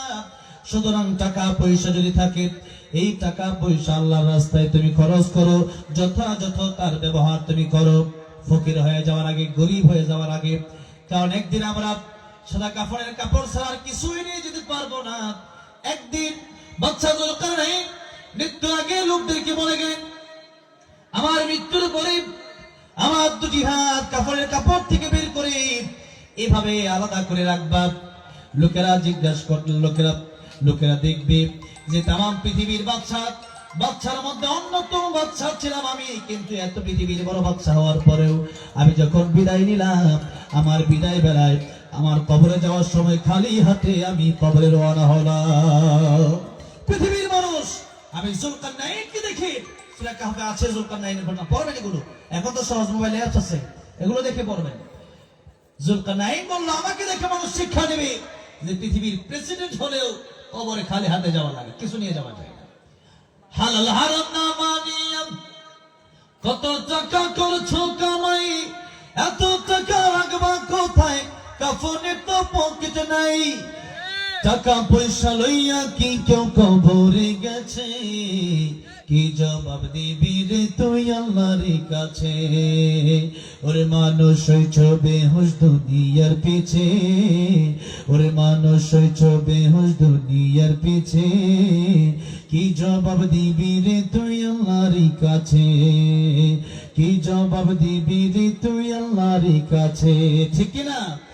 এই জন্য হারাম যদি আপনি বেশিও কামান বেশি খেতে পারবেন না, আর হালাল যদি আপনি কম কামান আপনি কম খেতে পারবেন না।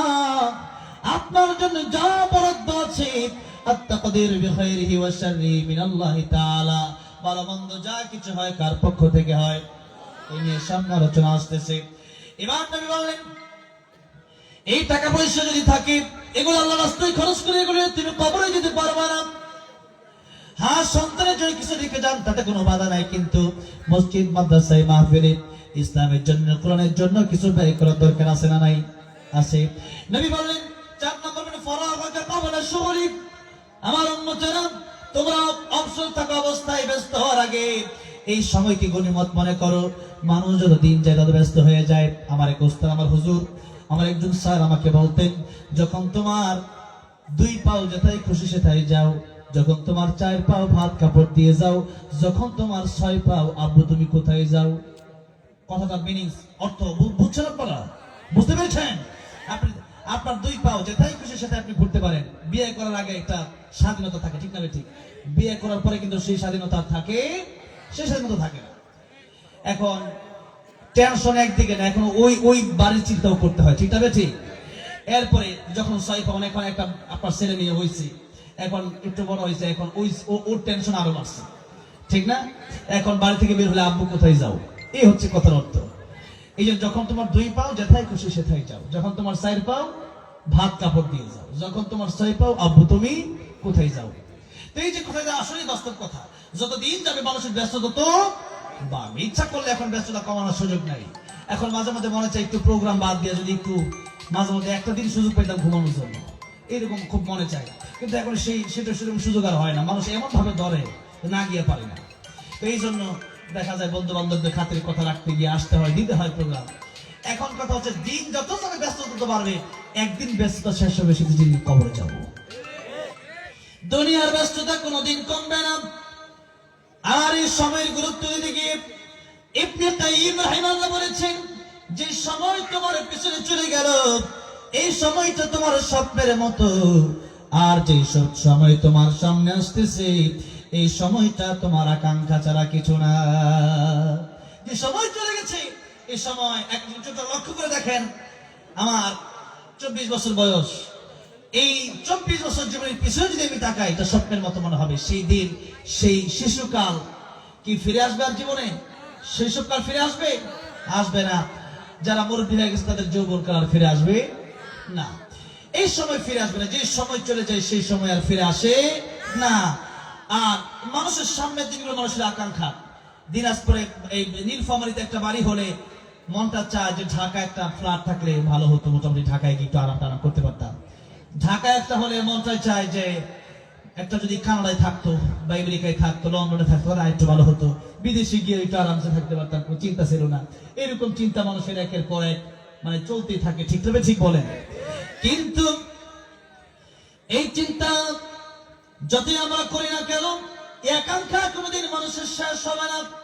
নবীজি বলেছেন, এই দুনিয়াতে যদি আল্লাহ রাব্বুল আলামিন মানুষকে একটা মাঠ ভর্তি সোনা দিয়ে দেন, এই পৃথিবীতে যদি কোনো বনি আদম একটি মাঠ ভর্তি সোনা পেয়ে যায়, সেই ব্যক্তি চিন্তা করবে আরেকটা মাঠ ভর্তি সোনা যদি আমি পেয়ে যেতাম ভালো হতো।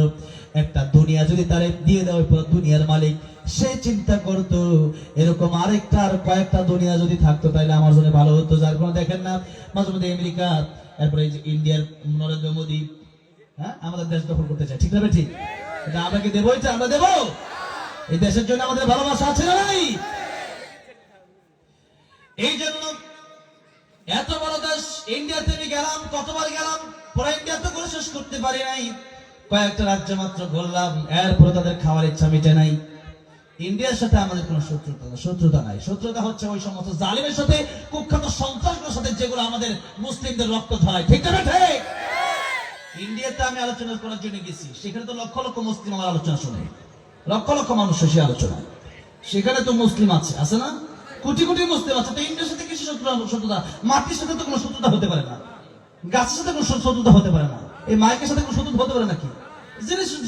শত্রুতা হবে তার সাথে যারা শত্রুতা করবে আমার দেশের সাথে, যারা শত্রুতা রাখবে কোরআনের সাথে, তাদের সাথে আমাদের কোনো সম্পর্ক নাই, ঠিক না ঠিক?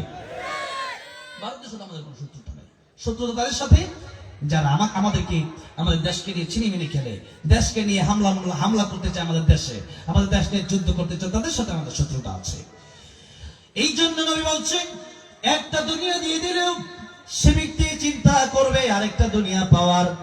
একদিন তার ব্যস্ততা শেষ হয়ে যাবে, একদিন তার আকাঙ্ক্ষা শেষ হয়ে যাবে। ইল্লাত তুরাব, মাটি ছাড়া বনি আদমের ইচ্ছা কেউ পূরণ করতে পারবে না। কবরে যেদিন চলে যাবে, ওই দিন গিয়ে চিন্তা করবে, হা, এতদিন কার জন্য কষ্ট করলাম, কি করলাম, এতদিন কি করলাম, কার জন্য করলাম। হ্যাঁ, মানুষের জন্য ততটুকু করেন যতটুকু প্রয়োজন, প্রয়োজনের বাইরে না। প্রয়োজন হালালের ভিতরে, আপনাকে রিজিক হালাল ভাবে কামনা, এটাও একটা ইবাদত। ইবাদত মানে নামাজ রোজা করে তা না। মুমিন বান্দা হাঁটবে, এটাও ইবাদত হবে। মুমিন বান্দা মসজিদে যাবে, যেমন ইবাদত। মুমিন বান্দার জন্য সারা জন্য যখন দেবে, এটাও ইবাদত হবে।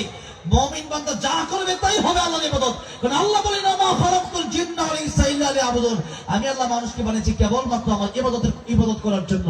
তার মানে আল্লাহর কোরআন মেনে আপনি যা করবেন তাই ইবাদত হয়ে যাবে। হালাল ভাবে যা করবেন সবই ইবাদত, হারাম ভাবে যা করবেন সবই গুনাহ। আমার ভাইরা, আমার বাবাজিরা, তাই নবী বলছেন অবসর থাকা অবস্থায় সময়কে তোমরা মূল্য দাও, ব্যস্ত হয়ে যাওয়ার আগে।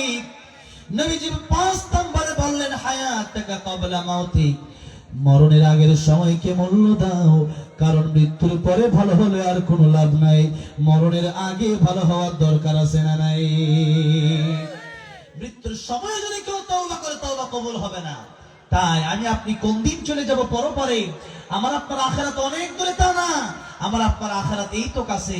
এখন মরবেন, এখনই আখিরাত। এখন মরবেন, কবর দেওয়া হবে, হয়তো আপনাকে ফজরের পরে দাফন করা হবে। নবী বলেছেন 40 কদম মানুষ হেঁটে যেতে যতক্ষণ সময় লাগে, এতক্ষণ সময়ের মধ্যে 2 জন ফেরেশতা চলে আসবে, এসে আপনাকে উঠাবে, আপনাকে জাগ্রত করবে। জিজ্ঞাসা করবেন, মান রাব্বুকা আমা দীনুকা ওয়া মান নাবিয়্যুকা ওয়া মান হাদার রাজুল আল্লাযী বুইতা ফীকুম। তো যখন এই প্রশ্নগুলো করো, তোমার রব কে, তোমার দিন কি, এবং রাসূল সাল্লাল্লাহু আলাইহি ওয়াসাল্লামকে দেখা জিজ্ঞেস করবে চিনো কিনা দেখো, তখন এই প্রশ্নের উত্তর দিয়ে দিতে পারলে তখন আল্লাহ বলবেন, আমার বান্দার কবরে জান্নাতের বিছানা বিছিয়ে দাও, আমার বান্দাকে জান্নাতের পোশাক পরায় দাও। হাজার 40, 50 হাজার, 1 লক্ষ বছর ঘুমাবে, কিন্তু কোনোদিন তার ঘুম কেউ ভাঙাতে পারবে না। সুবহানাল্লাহ। আর যদি ঘুমায়া ফজর কাজা করে দেন, 1 বছর, 2 বছর, 3 বছর, 4 বছর, 40 বছর, 50টা বছর মাত্র।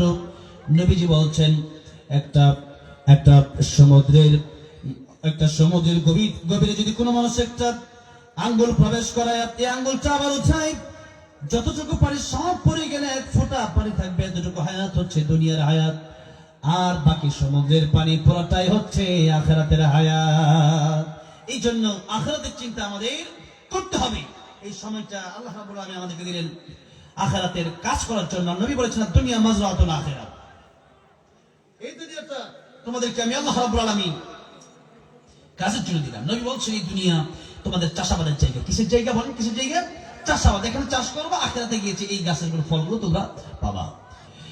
তাই দুনিয়া কি শুধুমাত্র ভোগ বিলাসের জায়গা আমরা মনে করলে হবে না। কাফির বেঈমানরা মনে করবে খাও দাও ফুর্তি করো, দুনিয়াটা মস্ত বড়, কিন্তু এই চিন্তা আমার করলে হবে না। আমার চিন্তা করতে হবে, আমার পরকালের চিন্তা করতে হবে, নামাজের চিন্তা করতে হবে। কিয়ামতের ময়দানে নামাজের হিসাব সর্বপ্রথম নেওয়া হবে। নামাজের হিসাব যদি গিয়ে যারা ধরা খেয়ে যাবে, সব জায়গায় ধরা খেয়ে যাবে। আর নামাজের হিসাব যদি যারা পার পেয়ে যাবে, সব জায়গায় তারা পার পেয়ে আল্লাহ তরি জান্নাতে তারা চলে যাবে। এই জন্য নামাজ আমাদেরকে পড়তে হবে। নামাজ শুদ্ধ হওয়ার জন্য আমাদেরকে কোরআন শরীফ শুদ্ধ করে শিখতে হবে। আমার ভাইরা, আমার বাবাজিরা, সময়ের গুরুত্ব বোঝাতে গিয়ে অনেক লম্বা সময় আমি কথা বলে ফেললাম। এবার আল্লাহ সময়ের কসম খেয়ে বললেন, সময়ের মূল্য দাও, সময়ের গুরুত্ব দাও। এই সময় তোমাদের ক্যামেরা দিলাম, আল্লাহ আমার ইবাদতের জন্য ইবাদত বেশি বেশি করো, কোনার দিকে যেও না। এরপর আল্লাহ বলছেন, ইন্নাল ইনসানা লাফি খুসর। আল্লাহ নবীকে বলেছেন তারা ক্ষতিগ্রস্ত। আল্লাহ প্রথমেই সেই জবাব দিচ্ছেন, এরপরে তাম পৃথিবীর মানুষের জবাব দিচ্ছেন। আল্লাহ বলেন তাম পৃথিবীর সব মানুষ ক্ষতির মধ্যে ডুবে আছে। ক্ষতির মধ্যে কি আছে? কি করতেছে? ডুবে আছে। এখন মনে করেন কোন পুকুর, কোন নদী, কোন খাল, বিলে, কোলাতে আমরা যখন মাঝে মধ্যে সাঁতার কাটতে যাই, এরকম পুকুর টুকুর আছে না, মাঝে মধ্যে সাঁতার কাটতে যায় না? এখন মনে করেন আপনার পীর সাহেব আপনার একটা পুকুর নিয়ে গেছে। যেই পীরকে আপনি এত ভালোবাসেন, যে পীরের সাথে জীবনে একবার সাক্ষাৎ করতে পারলে আপনি মনে করেন যে আপনার ভাগ্য খুলে গেছে। আপনি হাতটা মুসাফা করতে পারলে মনে করতেছেন যে এই পীর সাহেব খুবই ভালো, আমার জীবনটা ধন্য হয়ে গেছে। এরকম একজন পীর সাহেব, তার সাথে আপনি একটা পুকুরে গেছেন মনে করেন গোসল করার জন্য। এখন গোসল করার জন্য গিয়ে পীর সাহেব আপনারা বললেন একসাথে চলো গোসল করি। হ্যাঁ, আপনি বলেন ঠিক আছে। এখন পীর সাহেব বলে একটু ডুব দিই চলো। কে কতক্ষণ থাকতে পারে?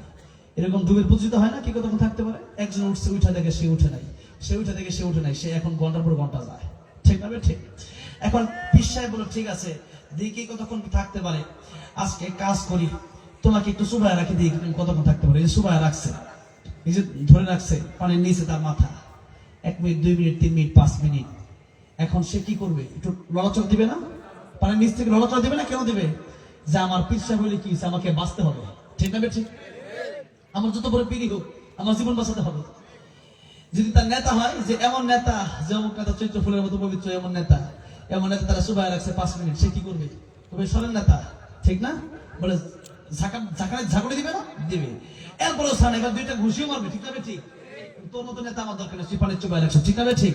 তোর মতো পীর আমার দরকার নেই। এবার যখন ঘুষি দিলেও কাজ হয় না, এবার একটা লাথিও দিতে পারে। কেন দিবে? যে আমি বাঁচতে পারতেছি না, কিসের নেতা কিসের আগে বাঁচি। এখন তাই বলে যাচ্ছে আমার দম ফোড়া, 1, 2, 3, 5 মিনিট হয়ে যাচ্ছে, আর 1 মিনিট মরেই যাবো, আমি আগে বাঁচি, এরপরে 3 মিনিট দেখা যাবে। যেরকম ঠিক না? ঠিক। ঠিক তেমনি ভাবে আমরা ক্ষতির সাগরের মধ্যে ডুবে আছি। এখন এই ক্ষতির সাগর থেকে যদি এই জীবন্ত অবস্থা থেকে সাগরের পাড়ে যেতে হয়, পুকুরের উপরে উঠতে হয়, তাহলে যদি কোনো পীরকে ছাড়া লাগে, তাহলে পীরকে ছাড়বেন না? ছাড়বেন না? ছেড়ে দিতে হবে।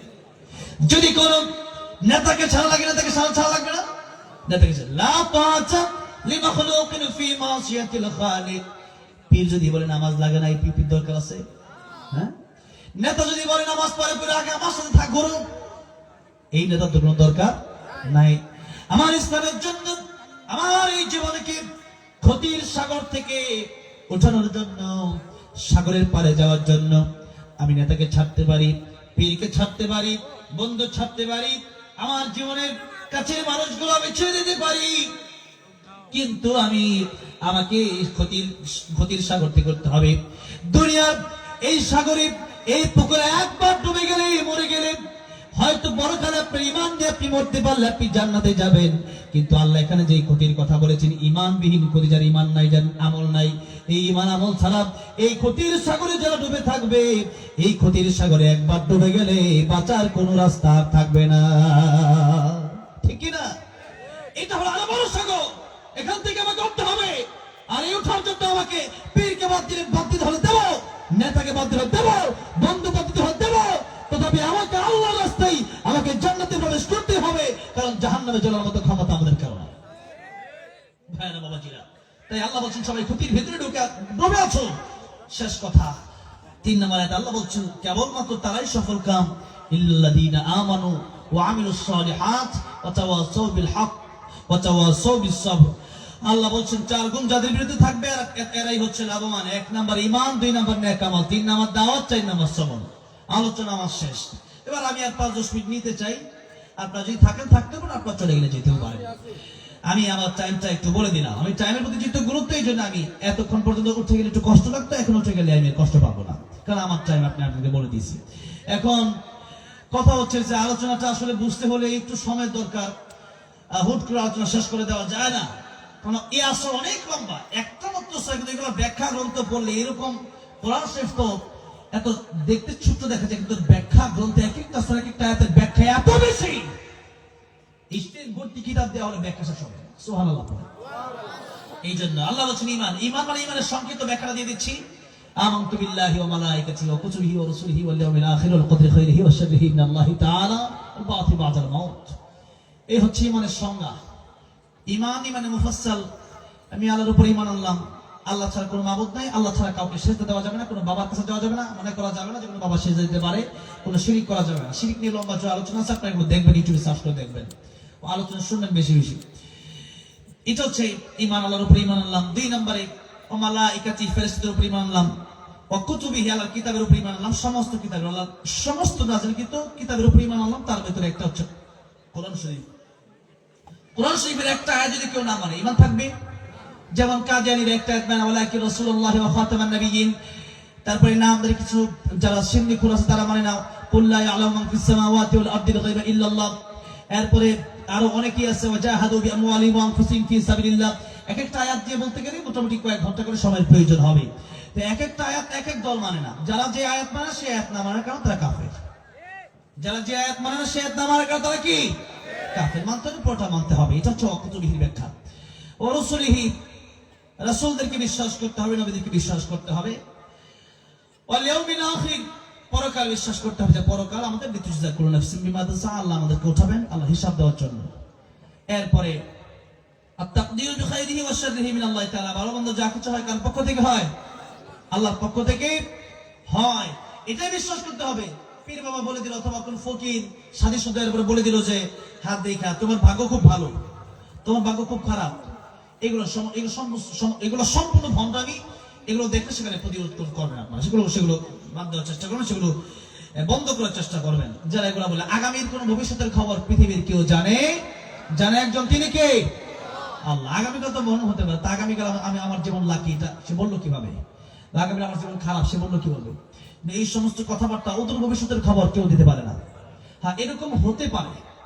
আমি আপনাকে দোয়া করতে পারি যে আপনার হায়াত আল্লাহ দারাজ করে দেন। আপনার যদি হায়াত 40 বছর থাকে, আল্লাহ আমার দোয়ার কারণে মুসাফির, আমার দোয়ার কারণে নবী বলেছেন তকদির পরিবর্তন হয় না কিছুর মাধ্যমে, ইল্লা দোয়া। দোয়ার মাধ্যমে তকদির পরিবর্তন হয়ে যায়। মানুষ একজনের দোয়া করলে বা নিজের দোয়া যদি কবুল হয়, তাহলে আল্লাহ তকদির এমন একটা বিষয় যে এখানে লেখা আছে আপনার 50 বছর হায়াত, কিন্তু মাঝে মধ্যে আপনার মা দোয়া করলো, আপনার বাবা দোয়া করলো, মুসাফির দোয়া করলো, আলেম দোয়া করলো, আপনি হালাল খেয়ে দোয়া করলেন, তখন আল্লাহ এই দোয়া তো ছিলাই আরো 20 বছর 50 বছর আপনার বাড়া দিতে পারে। সুবহানাল্লাহ। এই জন্য দোয়া এমন একটা ইবাদত, দোয়ার মাধ্যমে মানুষ আল্লাহর ওলি হয়ে যায়। এই জন্য দোয়া বেশি বেশি করবেন, বিশেষ করে তাহাজ্জুদের সময় বেশি বেশি দোয়া করবেন, লম্বা টাইম দিবেন। আল্লাহর সাথে মনে করবেন যে আল্লাহ আমার সামনে, আমি আল্লাহর সামনে। আফি আনফুসিকুম আফালা তুবসিরুন ওয়া নাহনু আक़রাবু ইলাইহি মিন হাবলিল ওয়ারিদ। আল্লাহ এত কাছে, আল্লাহ তোমার গলার রক্ত তো কাছে, ইশারাত এর চেয়ে বেশি কাছে আমি আল্লাহ। সুবহানাল্লাহ। দোয়া করবেন বেশি বেশি আমার ভাইরা, আমার বাবাজিরা। এরপরে হচ্ছে আমার ঈমানের পরে হচ্ছে নেক আমল। নেক আমলের ব্যাপারে কথা হচ্ছে সংক্ষিপ্ত হাদিস বলে দিচ্ছি। তারাকতু ফীকুম আমরাইন লান তাদিল্লু মা তামাসসাকতুম বিহিমা কিতাবাল্লাহি ওয়া সুন্নাত রাসূলিহি। কোরআন আর রাসূলুল্লাহর জীবনী, রাসূলুল্লাহ কোরআন পুরাটা, রাসূলুল্লাহর জীবনী পুরাটা।